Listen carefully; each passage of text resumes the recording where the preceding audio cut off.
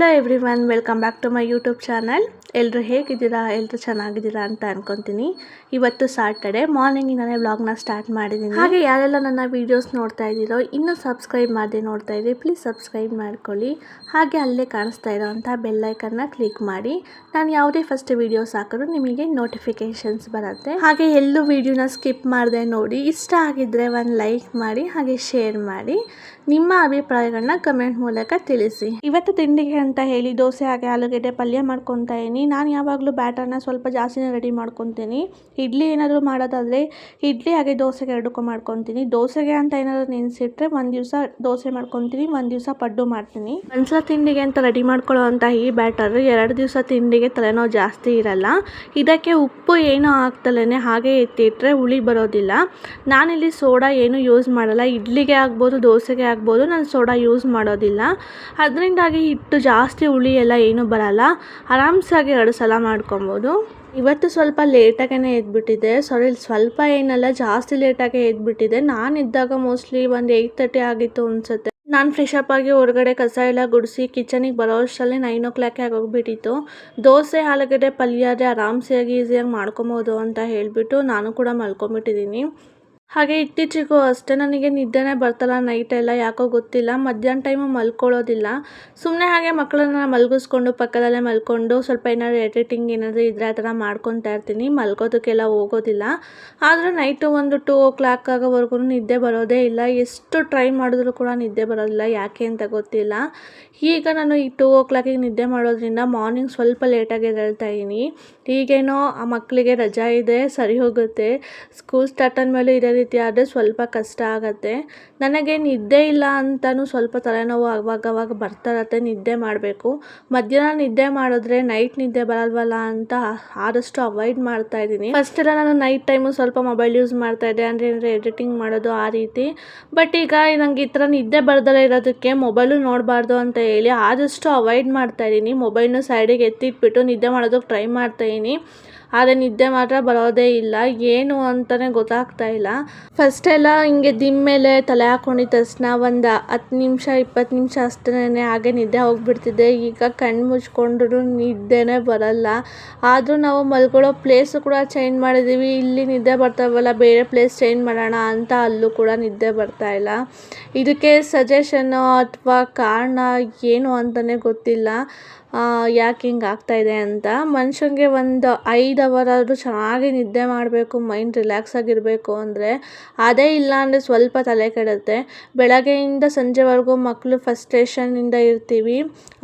Night time ಆದರೂ ಸ್ವಲ್ಪ mind relax ಆಗಿರಬೇಕು ಅಂದರೆ ನಿದ್ದೆ ಬರ್ತಾಯಿಲ್ಲ. ಅದಕ್ಕೇನಾದರೂ ಸೊಲ್ಯೂಷನ್ ಇದ್ದರೆ ಪ್ಲೀಸ್ ಕಮೆಂಟ್ ಬಾಕ್ಸಲ್ಲಿ ಕಮೆಂಟ್ ಮಾಡಿ. ಇವತ್ತೊಂದು ಲೇಟಾಗಿ ಎದ್ದಿರೋ ಕಾರಣ ಟಿಫನ್ ಎಲ್ಲ ಮುಗಿಸ್ಕೊಂಬಿಟ್ಟೆ ನಾನು ಇಲ್ಲಿ ಪೂಜೆ ಮಾಡ್ಕೊತಾ ಇದ್ದೀನಿ. ಅದು ಲೇಟಾಗಿ ಹೋಗ್ಬಿಡುತ್ತೆ. ಮತ್ತು ನನಗೆ ಒಂಥರ ತಲೆ ಸುತ್ತಿದಂಗೆ ಆಗೋಗ್ಬಿಡುತ್ತೆ. ಹಸ್ಕೊಂಡು ಇದ್ಬಿಟ್ಟು ತಲೆ ಸ್ನಾನ ಮಾಡಿಬಿಟ್ರೆ ತಲೆ ಸುತ್ತಿದಂಗೆ ಆಗೋಗ್ಬಿಡುತ್ತೆ. ಅದಕ್ಕೆ ಟಿಫನ್ ಎಲ್ಲ ಮಾಡಿಕೊಂಡೆ ಪೂಜೆ ಮಾಡ್ತಾಯಿದ್ದೆ. ಹಾಗೆ ದೇವ್ರ ಮನೆ ಹೊಸ್ಲನ್ನೆಲ್ಲ ಒರೆಸ್ಕೊಂಡು ಅದಕ್ಕೆ ಅರಿಶಿನ ಹಾಕ್ಬಿಟ್ಟು ನಾನು ಅರಿಶಿನ ಕುಂಕುಮ ಇಟ್ಕೊತೀನಿ. ಹೊರಗಡೆನೇ ಆಗ್ಬೋದು, ಒಳಗಡೆನೇ ಆಗ್ಬೋದು. ನನಗೆ ಈ ರೀತಿ ಅರಿಶಿನ ಹಚ್ಬಿಟ್ಟು ಅರಿಶಿನ ಕುಂಕುಮ ಇಟ್ಟು ಬಾಗಿಲಿಗೆ ರಂಗೋಲಿ ಹಾಕಿದ್ರೇ ಸಮಾಧಾನ. ಹಾಗೆ ನೀವು ಕೂಡ ನೋಡ್ಕೊಂಡು ಬನ್ನಿ.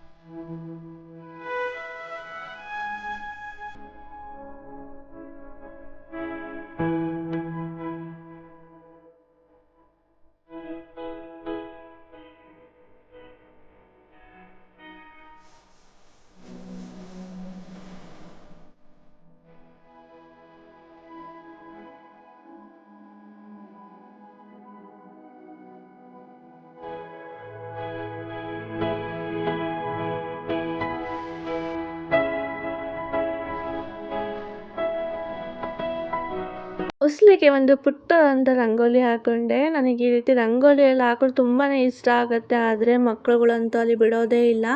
ಹಗ್ಲಗ್ಲ ಅಲ್ಲಿಗೆ ಹೋಗಿ ನಾನು ಇಲ್ಲಿ ಹಾಕಿರೋವಂಥ ರಂಗೋಲಿ ಎಲ್ಲ ಆಡಿಸ್ಬಿಡ್ತಾರೆ. ಪೂಜೆ ಎಲ್ಲ ಮುಗಿಸಿದ್ದಾಯಿತು. ಹಾಗೆ ಸಂಜೆ ಏನಾದರೂ ಅಡುಗೆ ಮಾಡಬೇಕಲ್ಲ, ಅದಕ್ಕೋಸ್ಕರ ಅಂತ ಹೇಳಿ ಹುಳ್ಳಿಕಾಳನ್ನ ಮೊಳಕೆ ಕಟ್ಟಿದ್ದೆ. ಅದು ಕೂಡ ನೋಡ್ಬೋದು ಎಷ್ಟು ಚೆನ್ನಾಗಿ ಬಂದಿದೆ ಅಂತ. ನಿನ್ನೆ ಸಂಜೆ ನೆನೆಸಿಟ್ಟಿದ್ದೆ. ಬೆಳಗ್ಗೆ ಅದನ್ನು ಸ್ವಲ್ಪ ಡ್ರೈ ಮಾಡಿ ಕಟ್ಟಿ ಇಟ್ಟಿದ್ದೆ. ಸಂಜೆ ಅಷ್ಟರಲ್ಲಿ ನೋಡು ಈ ಥರ ಮೊಳಕೆ ಬಂದಿದೆ.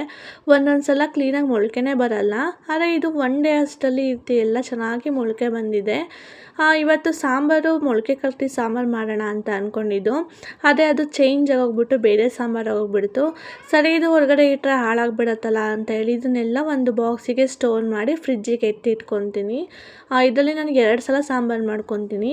ಒಂದು ಸಲ ಮೊಳಕೆ ಹುಳ್ಳಿಕಾಳು ಸಾಂಬಾರು ಆದರೆ ಇನ್ನೊಂದು ಸಲ ಇದರಲ್ಲಿ ಬಸ್ಸಾರು ಮಾಡ್ಕೊತೀನಿ. ತುಂಬಾ ಚೆನ್ನಾಗಿರುತ್ತೆ. ಇದನ್ನೆಲ್ಲ ಮೊಳಕೆ ಕಟ್ಟಿದ ಸಾಂಬಾರು ಮಾಡೋದಕ್ಕೆ ಹೋಗಿ ಬೇರೆ ಸಾಂಬಾರು ಆಯಿತು ಅಂತ ಇದೇನೆ ಅದು. ನನ್ನ ಹಸ್ಬೆಂಡಿಗೆ ಫಿಶ್ ತೊಗೊಂಬ ಯಾವಾಗಾದರೂ ಅಂತ ನಿನ್ನೆ ಹೇಳಿದ್ದೆ. ಅವ್ರು ನೋಡಿದ್ರೆ ಇವತ್ತು ತೊಗೊಂಡೇ ಬಂದುಬಿಟ್ಟಿದ್ರು. ಅದಕ್ಕೆ ಇವತ್ತು ನಾನು ಫಿಶ್ ಸಾಂಬಾರು ಮಾಡ್ತಾಯಿದ್ದೆ. ನಾನು ರಾಗಿ ಹಿಟ್ಟು ಹಾಕ್ಕೊಂಡು ಫಿಶ್ನ ಚೆನ್ನಾಗಿ ಒಂದು 3 ಸಲ ತೊಳ್ಕೊಂಡು ಇದಕ್ಕೆ ಸ್ವಲ್ಪ ಅರಿಶಿನ, ನೆನೆಸಿರೋಂಥ ಹುಣಸೆಹಣ್ಣು, ಉಪ್ಪು ಹಾಕಿ ಚೆನ್ನಾಗಿ ಕಲಸಿಡ್ತೀನಿ. ಇದಕ್ಕೆ ಉಪ್ಪು ಹುಳಿ ಚೆನ್ನಾಗಿ ಹೊಂದ್ಕೊಂಡ್ರೆ ಫಿಶ್ಶು ಸಪ್ಪೆ ಅನಿಸಲ್ಲ ಸಾಂಬಾರೊಳಗೆ ಹಾಕಿದಾಗ. ಇದಕ್ಕೆ ಏನೋ ಹಾಕ್ತಾರೆ ಮಾಡಿದ್ರೆ ಫಿಶ್ಶು ಸ್ವಲ್ಪ ಸಪ್ಪೆ ಸಪ್ಪೆ ಅನ್ನಿಸ್ತಾ ಇರತ್ತೆ. ಈ ರೀತಿ ಹಾಕಿಬಿಟ್ಟು ಸಾಂಬಾರೆಲ್ಲ ಮಾಡ್ಕೊಳ್ಳೋ ಅಷ್ಟರಲ್ಲಿ ಅದಕ್ಕೆ ಚೆನ್ನಾಗಿ ಉಪ್ಪು ಮತ್ತು ಹುಳಿ ಹಿಡ್ದಿರುತ್ತೆ. ನಾನು ಮದುವೆಗೂ ಮುಂಚೆ ಯಾವತ್ತೂ ಫಿಶ್ ಸಾಂಬಾರು ನಾನ್ ವೆಜ್ಜು ಏನೂ ಮಾಡ್ತಾ ಇರಲಿಲ್ಲ. ಮದುವೆ ಆದಮೇಲೂ 1 ವರ್ಷ ನನಗೆ ಬರಲ್ಲ ಅಂತ ಹೇಳ್ಬಿಟ್ಟು ಮಾಡೇ ಇರಲಿಲ್ಲ. ಎಷ್ಟು ದಿವಸ ಅಂತ ಹೀಗೆ ಇರೋದು ಅಂದ್ಬಿಟ್ಟು ನಮ್ಮ ಅತ್ತೆ ಮಗಳ ಹತ್ರ ಒಂದು ಸಲ ಹೇಳಿಸ್ಕೊಂಡಿದ್ದಷ್ಟೇ. ಅವತ್ತು ಕೂಡ ಸ್ಟಾರ್ಟಿಂಗ್ ಮಾಡಿದಾಗಲೂ ಯಾವತ್ತೂ ಕೆಡಿಸಿಲ್ಲ. ಈಗಲೂ ಕೂಡ ಯಾವತ್ತೂ ಫಿಶ್ ಸಾಂಬಾರು ಕೆಡಿಸಿಲ್ಲ. ಅಷ್ಟು ಚೆನ್ನಾಗಿ ರುಚಿ ಕೊಡುತ್ತೆ. ಅದಕ್ಕೆ ಒಂದು ಸ್ವಲ್ಪ ಮೆಂತ್ಯ ಹುರ್ಕೊಳ್ಬೇಕು. ಹಾಗೆ ಸ್ವಲ್ಪ ಆಯಿಲ್ ಹಾಕ್ಕೊಂಡು ಈರುಳ್ಳಿ, ಶುಂಠಿ, ಬೆಳ್ಳುಳ್ಳಿ, ಟೊಮ್ಯಾಟೊ ಇಷ್ಟು ಕೂಡ ಚೆನ್ನಾಗಿ ಫ್ರೈ ಮಾಡ್ಕೊಳ್ಬೇಕು. ಒಬ್ಬೊಬ್ರು ಇದನ್ನೆಲ್ಲ ಹಸಿದೇ ಹಾಕೊತಾರೆ. ಈ ಥರ ಹುರ್ಕೊಂಡು ಮಾಡಿದ್ರೆ ಇನ್ನೂ ಸ್ವಲ್ಪ ಟೇಸ್ಟ್ ಚೆನ್ನಾಗಿರುತ್ತೆ. ಇದಕ್ಕೆ ಸ್ವಲ್ಪ ಕಾಯಿ, ಕಡಲೆ, ಚಕ್ಕೆ, ಲವಂಗ, ಕೊತ್ತಂಬರಿ ಸೊಪ್ಪು, ಗಸಗಸೆ ಇಷ್ಟನ್ನು ಹಾಕ್ಕೊಂಡು ಇನ್ನೊಂದು ಸಲ ಚೆನ್ನಾಗಿ ಹುರ್ಕೊಬೇಕು. ಸೇಮ್ ಚಿಕನ್ನಿಗೆಲ್ಲ ಏನು ಇಟ್ಕೊತೀವೋ ಅದೇ ಮಸಾಲನೇ ಇಟ್ಕೊಬೇಕು. ಬಟ್ ಇದಕ್ಕೆ ಪುದೀನ ಹಾಕಬಾರ್ದು. ಟೇಸ್ಟ್ ಸ್ವಲ್ಪ ಚೇಂಜ್ ಆಗಿ ಹೋಗ್ಬಿಡತ್ತೆ. ಹುಣಸೆನೂ ಕೂಡ ನೆನೆಸಿಟ್ಕೊಂಡಿರ್ತೀವಲ್ಲ, ಇದಕ್ಕೆ ಮೇಯ್ನ್ ಬೇಕಾಗಿರೋದು ಉಪ್ಪು, ಹುಳಿ, ಖಾರ ಇಷ್ಟೇನೆ. ಇನ್ನೇನು ಬೇಕಾಗಿಲ್ಲ. ಈ 3 ಕರೆಕ್ಟಾಗಿದ್ದರೆ ಫಿಶ್ ಸಾಂಬಾರು ಪರ್ಫೆಕ್ಟಾಗಿರುತ್ತೆ. ನಿಮಗೆಷ್ಟು ಖಾರಕ್ಕೆ ತಕ್ಕಂತೆ, ಸಾಂಬಾರಿಗೆ ತಕ್ಕಂತೆ ಮಸಾಲೆ ಪುಡಿನ ಹಾಕ್ಕೊಬೇಕು. ನಮ್ಮನೇಲಿ ನನಗೆ 2 ಸ್ಪೂನು 3 ಸ್ಪೂನು ಬಿಟ್ಟರೆ ಇನ್ನು ಎಕ್ಸ್ಟ್ರಾ ನಾನು ಆ್ಯಡ್ ಮಾಡೋದೇ ಇಲ್ಲ. ಹಾಗೆ ಒಂದು ಅಗಲವಾಗಿರೋವಂಥ ಪಾತ್ರೆಗೆ ಸ್ವಲ್ಪ ಎಣ್ಣೆ ಹಾಕ್ಕೊಂಡು ಒಂದು ಸ್ವಲ್ಪ ಈರುಳ್ಳಿ ಹಾಕ್ಕೊಂಡು ಚೆನ್ನಾಗಿ ಫ್ರೈ ಮಾಡ್ಕೊಳ್ಬೇಕು. ಎಷ್ಟು ಬೇಗ ಆಗೋಗ್ಬಿಡತ್ತೆ ಅಂದರೆ ಅಷ್ಟು ಬೇಗ ಆಗೋಗ್ಬಿಡತ್ತೆ ಮಸಾಲೆ ಎಲ್ಲ ರೆಡಿ ಇದ್ದರೆ. ಹಾಗೆ ಇದಕ್ಕೆ ಮಸಾಲೆ ಎಲ್ಲ ಹಾಕ್ಕೊಂಡು ಚೆನ್ನಾಗಿ ನಿಮಗೆ ಎಷ್ಟು ನೀರು ಬೇಕೋ ಅಷ್ಟು ನೀರು ಹಾಕ್ಕೊಂಡು ನೆನೆಸಿಟ್ಕೊಂಡಿರೋ ಅಂಥ ಹುಣಸೆ ಹಣ್ಣನ್ನ ಹಾಕ್ಕೊಬೇಕು. ನೋಡ್ಕೊಂಡು ಹಾಕ್ಕೊಳ್ಳಿ. ಫಸ್ಟೇ ನಾವು ಫಿಶ್ಶಿಗೂ ಕೂಡ ಒಂದು ಸಲ ಹಾಕ್ಕೊಂಡಿರ್ತೀವಲ್ಲ, ನೆನೆಸಿಟ್ಟಿದ್ದೀವಿ ಅಂತ ಪೂರ್ತಿ ಹಾಕೊಳ್ಳೋದಕ್ಕೆ ಹೋಗಬೇಡಿ. ನೋಡ್ಕೊಂಡು ಹಾಕ್ಕೊಳ್ಳಿ ನಿಮಗೆ ಎಷ್ಟು ಬೇಕೋ ಅಷ್ಟು. ಅದರಲ್ಲೂ ಸ್ವಲ್ಪ ಹುಳಿ ಇರುತ್ತಲ್ಲ ಫಿಶಲ್ಲಿ ಹಾಕಿದಾಗ, ಬೇಕು ಅಂದರೆ ಆಮೇಲೆ ಕುದಿಬೇಕಾದ್ರೆ ಇನ್ನೊಂದು ಸ್ವಲ್ಪ ಹಾಕ್ಕೊಬೋದು. ನಿಮಗೆ ಎಷ್ಟು ನೀರು ಕನ್ಸಿಸ್ಟೆನ್ಸಿ ಬೇಕೋ ಅಷ್ಟು ನೀರು ಹಾಕ್ಕೊಂಡು ಹಾಗೆ ಉಪ್ಪು ಕೂಡ ಹಾಕ್ಕೊಬೇಕು. ಉಪ್ಪು ಅಷ್ಟೇ ಆವಾಗಲೇ ಫಿಶ್ಶಿಗೆ ಹಾಕಿದಾಗ ನೋಡ್ಕೊಂಡು ಹಾಕ್ಕೊಳ್ಳಿ. ಆಮೇಲೆ ಬೇಕಾದ್ರೆ ಇನ್ನೊಂದು ಸ್ವಲ್ಪ ಹಾಕ್ಕೊಳ್ಬೋದು. ಉಪ್ಪು ಜಾಸ್ತಿ ಆದರೆ ಆಮೇಲೆ ಸಾಂಬಾರು ಕೆಟ್ಟೋಗ್ಬಿಡತ್ತೆ. ಸಾಂಬಾರು ಒಂದು 2-3 ಕುದಿ ಬಂದಮೇಲೆ ಇದಕ್ಕೆ ಫಿಶ್ ಹಾಕ್ಕೊತಾ ಇದ್ದೀನಿ ಒಂದೊಂದೇ. ಒಬ್ಬೊಬ್ಬರು ಏನು ಮಾಡ್ತಾರೆ ಅಂತ ಅಂದರೆ ಮಸಾಲೆ ಎಲ್ಲ ಹೊಂದಿಸ್ಬಿಟ್ಟು ಫಿಶ್ ಹಾಕ್ಬಿಡ್ತಾರೆ. ಆ ಫಿಶ್ ಹೆಂಗೆ ಅಂದರೆ ಜಾಸ್ತಿ ಬೇಯಿಸ್ಬಿಟ್ರು ಅದೆಲ್ಲ ಬಿಚ್ಕೊಂಡು ಬಿಡುತ್ತೆ. ಈ ರೀತಿ ಒಂದು 2 ಕುದಿ ಜಾಸ್ತಿ ಬಂದಮೇಲೆ ಫಿಶ್ ಹಾಕೋದ್ರಿಂದ ಅದು ಮಸಾಲೆನೂ ಕೂಡ ಬೆಂದಿರುತ್ತೆ. ಇನ್ನು ಒಂದು ಸಲ ಏನಾದರೂ ಕುದಿಸ್ಬಿಟ್ರೆ ಸಾಕು, ಫಿಶ್ಶು ಕೂಡ ಚೆನ್ನಾಗೇ ಬೆಂದಿರುತ್ತೆ. ಅದು ಎಷ್ಟೊತ್ತು ಫಿಶ್ ಬೇಗನೆ ಬೆಂದೋಗ್ಬಿಡತ್ತೆ.